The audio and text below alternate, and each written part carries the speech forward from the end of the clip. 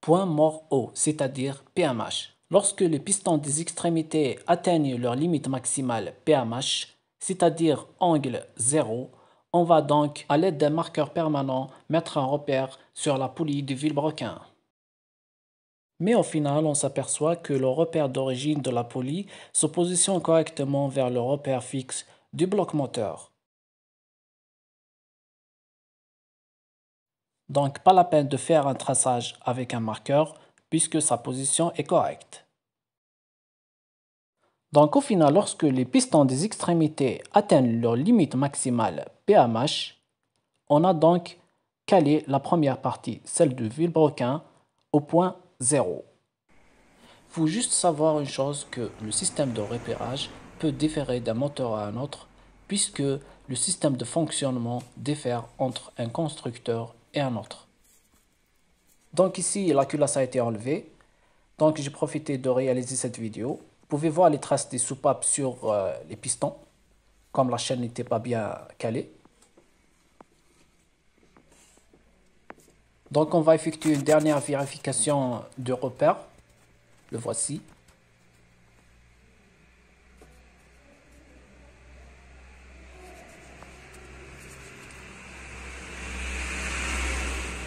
Ceci est une Golf Essence Match de l'année 96.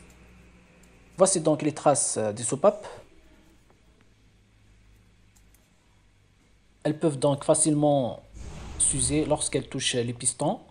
Elles peuvent aussi provoquer des dommages au niveau des bielles des pistons. Voici donc la culasse qui a été démontée et voici les soupapes. On va les démonter pour vérifier et vérifier qu'elles n'ont pas de jeu et aussi contrôler les guides. Numéroter les soupapes avant de les démonter comme elles ont laissé des traces ici. Puisque le jeu n'était pas bon, ici il y a vide. Donc j'ai carrément changé les guides de soupapes chez un tourneur. Voici les guides de soupapes qui ont été changés. Voici donc la culasse après nettoyage des débris avec de l'eau à haute pression. Nettoyage des soupapes et rodage. Changement des joints de guide de soupapes.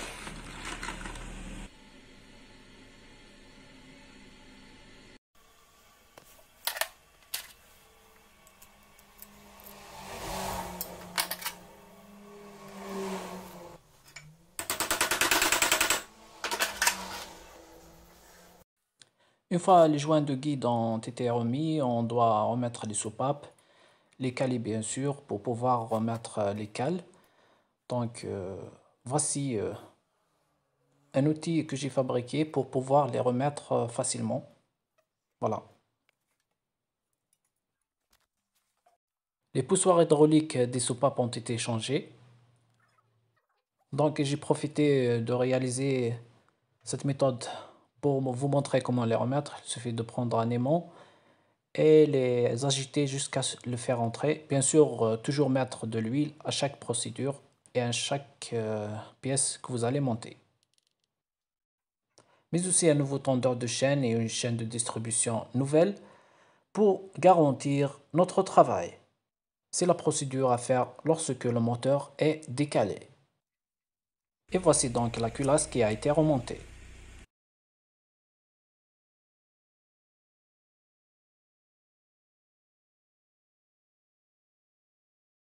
Afin de pouvoir comprendre le fonctionnement du moteur, il faudrait tout d'abord comprendre la synchronisation entre les soupapes et les pistons. Il faudrait voir le mouvement des soupapes et le mouvement des pistons. Cette animation permet de déterminer l'angle du mouvement des pièces mobiles à chaque moment.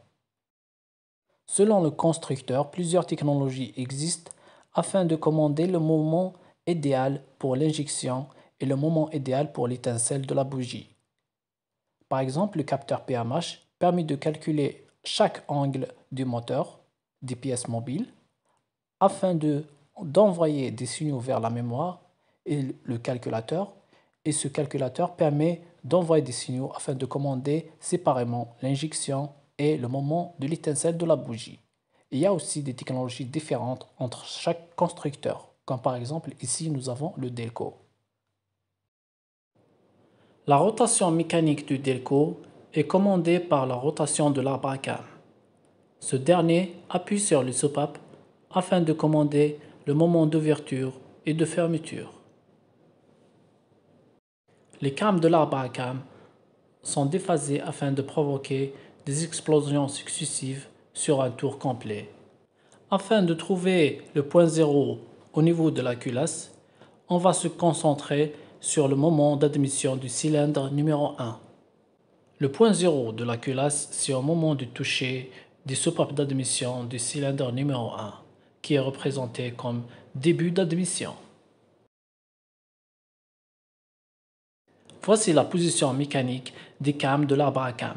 Position 0, c'est-à-dire début d'admission des soupapes du cylindre numéro 1.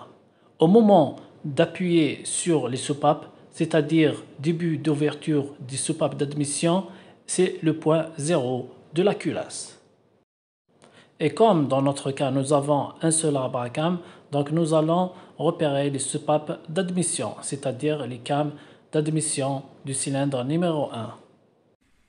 Donc, une fois qu'on aura terminé avec la partie du vilebrequin, c'est-à-dire qu'on a trouvé le repère 0, comme vous voyez ici, on a bien repéré, je vous ai expliqué tout à l'heure.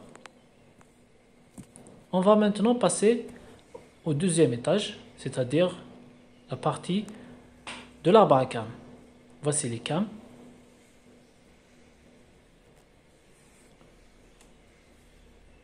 Voici l'autre cam. Voici les cams du cylindre numéro 1. Voici donc notre repère, le repère 0 du vilebrequin. Maintenant, on va détendre la courroie de distribution via le tendeur que vous voyez ici. Lorsque j'appuie, je libère un petit peu la courroie. Comme ça sera facile de la libérer. Donc, je vais appuyer avec une main et avec l'autre main, je vais l'enlever délicatement. Voilà. Donc, une fois que je l'ai enlevé, je vais pouvoir tourner la poulie de l'arbre à cam toute seule afin de faire une remise à zéro mécanique de la partie de l'arbre à cam. C'est-à-dire ces cams. Ceci, c'est la cam de l'échappement. Moi, ce qui m'intéresse, c'est la cam d'admission. Donc, je vais tourner jusqu'à ramener la cam d'admission au moment du début d'ouverture. Voilà, comme ça. Une fois que nous avons fait le réglage, on va maintenant repérer la poulie. On va dessiner un repère en parallèle avec cette encoche. Voilà, avec un marqueur permanent. Ceci est le point 0 mécanique de la culasse. Reste plus qu'à remettre la courroie de distribution.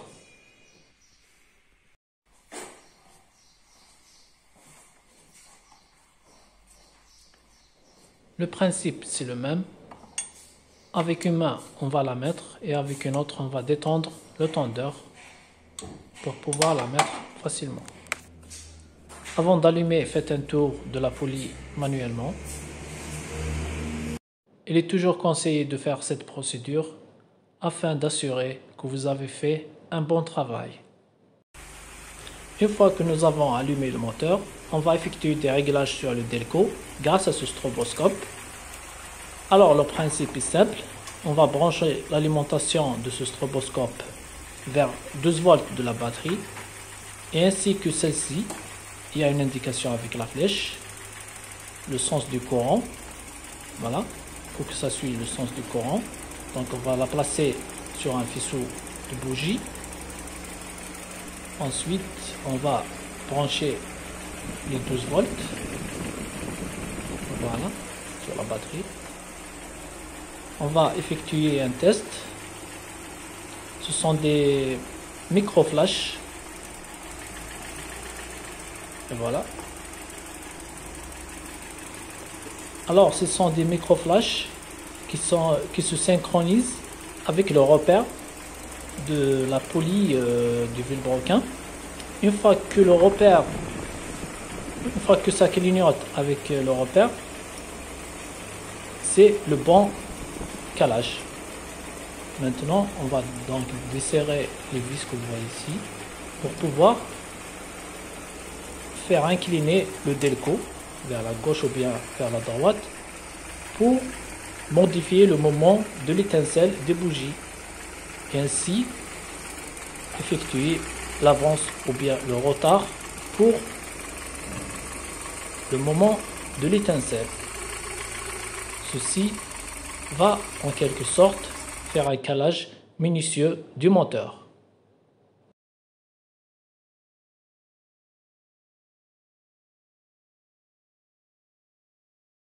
On va maintenant effectuer la même procédure, mais sans démontage de la culasse.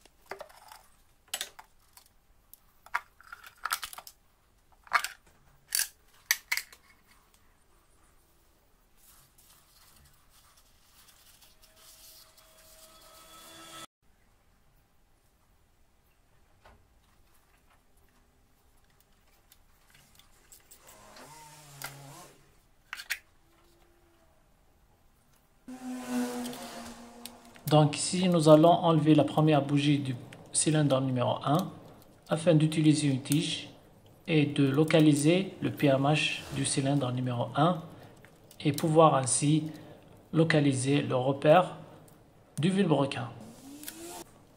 Donc on va essayer de tourner le moteur.